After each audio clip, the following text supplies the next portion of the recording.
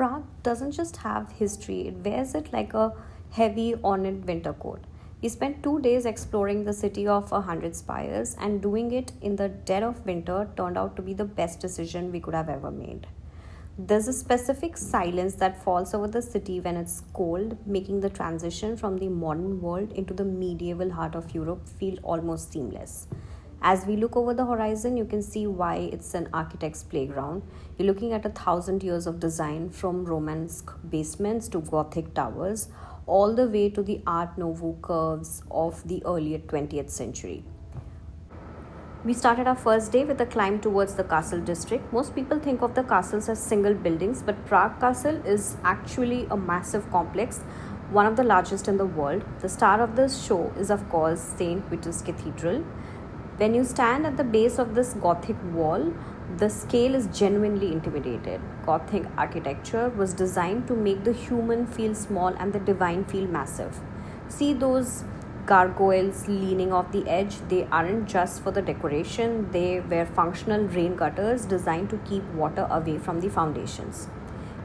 Moving inside, the atmosphere shifts from intimidating to ethereal. Look at the height of the nave.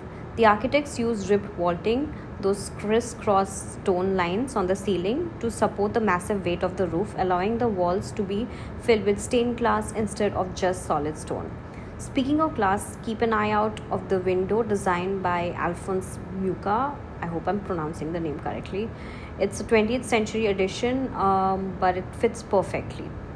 The winter sun filters through those deep blues and reds, hitting the cold stone floor, and it's something that you should see in person. We spent nearly an hour just circling the perimeter, looking at the silver tomb of St. John of Nepomuc. It's a masterpiece of Baroque metalwork. Usually, it used 2 tons of silver, we were told. It's that contrast between the stark Gothic exterior and the opulent Baroque interior that makes Prague so unique. Working an appetite from all the walking, we treated ourselves to some delicious hot chocolate here. After a few hours of outdoorsy exploring, the winter wind starts to bite, so we headed down towards the Vltava river. The architecture along the embankments feels much like Parisian architecture, like wide boulevards and grand neo-Renaissance apartment blocks.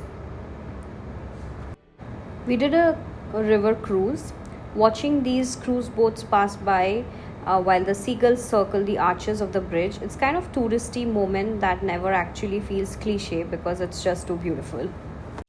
There's a specific kind of quiet you only find on the water, the Vltava river at dusk, where the only things moving are the swans and the flickering gold of the city. No noise, just Prague glowing. The next day we went to Franz Kafka Museum. Prague is a city of writers and thinkers, and the architecture reflects that complexity.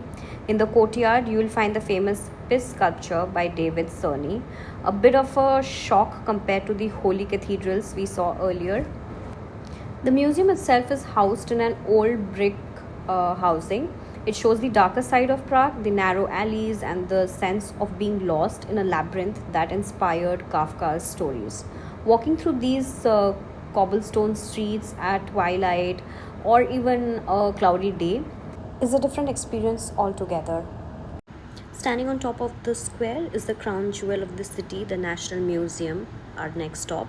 If you think the neo-Renaissance exterior is impressive, wait until you step inside. The grand hall and the massive central staircase feel like they're straight out of a royal palace.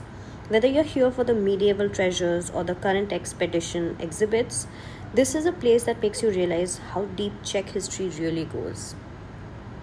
The car that you just saw was called the Mercedes of Baroque.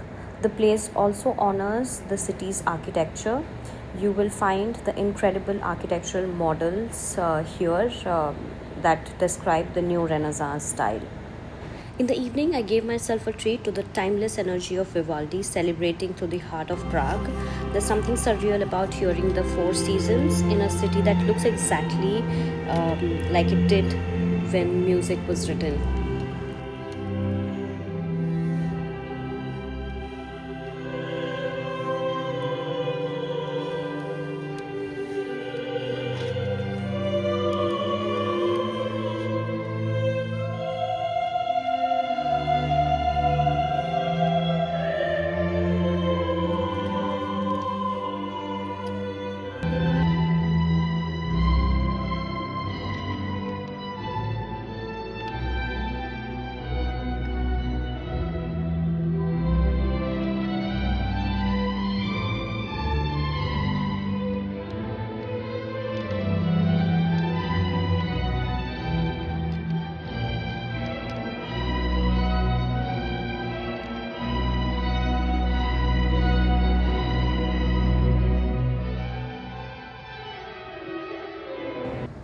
Prague in winter may be a test for the feet and the nose, but a feast for the eyes. Every corner telling a story, every gargoyle having a secret.